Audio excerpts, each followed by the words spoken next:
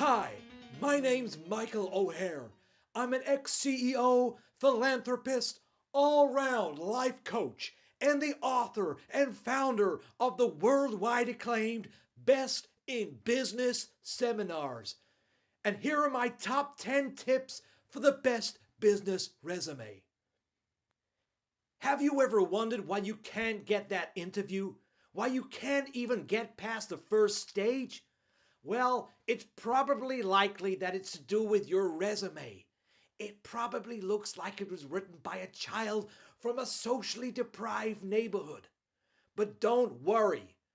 My top 10 tips will completely transform it. Number 1. Emphasizing key elements. The number of resumes I've received over the years that simply contain text, text, text. One word. Languid. And boring.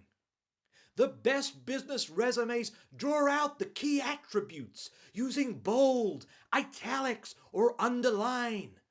One of the best excerpts I ever read came from my own resume.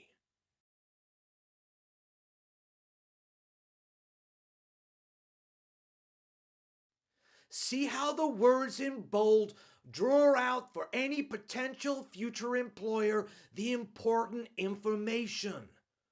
Michael, that's me. A reminder of whose resume they're reading. Is, living in the present, not a has-been, but now. The, definite article. Like me, definite, to the point, no messing around. Leader, no more needed. Number 2, writing in the third person. As you saw previously, I didn't refer to myself as I, rather referring to myself in the third person. He, she, it. Writing in the third person provides a veneer of professionalism. For example, close your eyes. Go on. That's right. Now, which one sounds better? I have proven my aptitude for managing expectations. Michael has proven over many years his aptitude for managing client expectations to an exceptionally high level. Okay, you can open your eyes again. So which one? Of course, number 2. Writing in the third person provides a sense of independent validation, as though fellow professionals speak on your behalf. Number 3. Write as much as possible. It's important you convey every possible detail to any future employer. And the best way of doing that? Write. One of the best resumes I ever read was 56 pages long. It was my own and detailed all kinds of achievements. For example, I negotiated a successful property acquisition for a syndicate of local cheese suppliers when I was just 15. Now, you may not have such high achievements, but some great examples came from individuals who attended my Best in Business seminars. John is responsible for keeping the fax machine well stocked. Brian is accountable for ensuring all call taps are turned off. Even the smallest of achievements should be documented. Remember, more is more. Number 4. Detailing your qualifications. Nothing adds more weight to a resume than a strong qualification. PhD, MBA, BTech, BSc cum laude. It tells any future potential employer that you have a history of dedication and commitment to seeing out a project. Did you pass your driving test? Write it down. Did you get your 10-yard swimming certificate? Put it down. Did you get your home economics badge in the Scouts? Put it down. But Michael, I hear you cry, what if I don't have any qualifications to speak of? Well, is the ancient Hebrew word for recognition, and anyone can give you that recognition. Is there anything in your life that you've done that you recognize as an achievement? Maybe it was that time that you were ill, but you got yourself out of bed to go and buy some groceries. Or maybe it was that time you made that monumental effort to have a shower before work, just to prove to your work colleagues that you were a team player. Whatever your recognition, write it down. Remember, more is more. And if you're so inclined and you know how to use a home computer other than for self-gratification, you may wish to design some certificates to legitimize your achievements. Number 5, charity work. Whilst not absolutely essential, some employers are looking to hire decent, respectable individuals. A great way of demonstrating that you are a considerate employee is by detailing any charity work that you may have done on your resume. But be careful. Listing too much charity work can come across as wistful, lacking motivation, work shy, habitual welfare collector, sadist, and at times outright boring. That said, a small number of charity items will enhance any resume. I, for one, have been associated with a small number of charitable institutions. For example, Cats with Leprosy, the Haka, and NASA. But what if you don't have such official items to put down? Well, I like to use the proverb, charity begins at home and then goes out onto the street. Charity can be at any level. Here are some great examples from the thousands of individuals who've attended my Best in Business seminar. Monica helped clean a local river of trash. Wojtek regularly washed the windows of his elderly neighbor's house.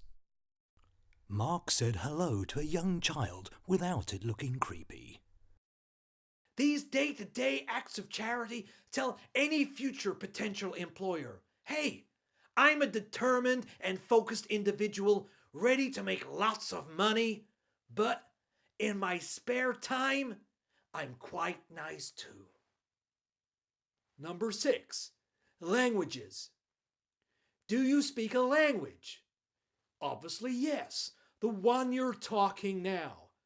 In my case, I speak fluently English. But what if you aren't fluent in your mother tongue? How do you measure your linguistic skills? Using my BLIs,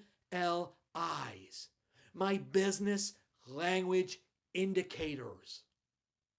Do you speak one word in a foreign language? C.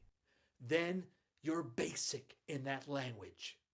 Do you speak 2 words in a foreign language? Bien sûr. Then you're intermediate in that language. Do you speak 3 or more words in a foreign language? Ein dunkles Bier? Then you're advanced in that language, and you should note it on your resume accordingly. Number 7, references. Putting the names of referees on your resume is important as it helps to validate the information contained within it. In my case, I have my mother and His Grace the Archbishop Desmond Tutu, for whom I recently acted as an agent for his property portfolio acquisition. But what if you don't have any reputable individuals to provide these glowing character references? Well, you use one of the oldest, best in business tricks. State the name of a well-known public figure. as your referee. But Michael, I hear you cry, isn't that high risk? Well, the only risk is that your future potential employer tries to contact the individual. But statistically speaking, the more famous the individual, the less likely it is your employer will try to contact them. Some of the thousands of individuals who've attended my Best in Business seminars have had really successful careers simply by stating the names of Gandhi, Keith Moon, or Mother Teresa as their referees on their resumes. Number 8, the use of Latin. One way to significantly enhance any resume is through the liberal use of Latin throughout. Carpe diem, a priori, and Deus Dominus are typical examples and tell any future potential employer, hey, I'm a learned individual, you can trust me. Some great examples of incorporation of Latin come from the thousands of individuals who have attended my Best in Business seminars. When handling fresh produce, Chuck always made sure he washed his hands ex ante going to the bathroom. In Mary's last role, she increased sales productivity vis-a-vis. Shaniqua developed strong management skills spiritus santus in her previous role. As you can probably tell, the use of Latin really adds a caveat emptor to any resume. Number 9, hobbies. Now, if you've got anything about you, this should be an entirely separate appendix to the resume. This is the section that describes the real you. I've read too many resumes over the years where individuals gave plain vanilla pastimes such as reading, walking, spending time with the family, yada, yada, yada. It is imperative you put examples that show you are a determined person, but also able to have a good time. One of the greatest examples came from an individual who attended my Best in Business seminars. Joey went to Cancun last summer and repeatedly ordered tequila shots from the bar for his friends. This showed a potential employer that yes, he was a determined and relentless individual as evidenced through his tequila purchases. But he was also a team player, buying tequila for everyone. My own succinct examples include being a cheese and wine enthusiast, being a self-taught bongo player, and watching featherweight boxing. Remember, more is more. Number 10, naming your resume. And finally, what do you call your resume? You can't simply call it CV, resume, or curriculum vitae. It's the first thing that any potential future employer sees, and therefore it requires a status, a sense of purpose, a gravitas. My own resume is quite simple. Michael O'Hare. A discussion. The candidate wanting to be the best in business gives serious, credible thought to a heavy-hitting title for their resumes.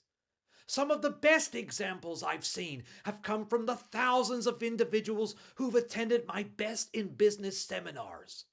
You've seen the rest, now read the best. Peter Goldberg. An anthology. Once you've set the scene with a heavy-hitting, strong title for your resume, it's downhill all the way after that.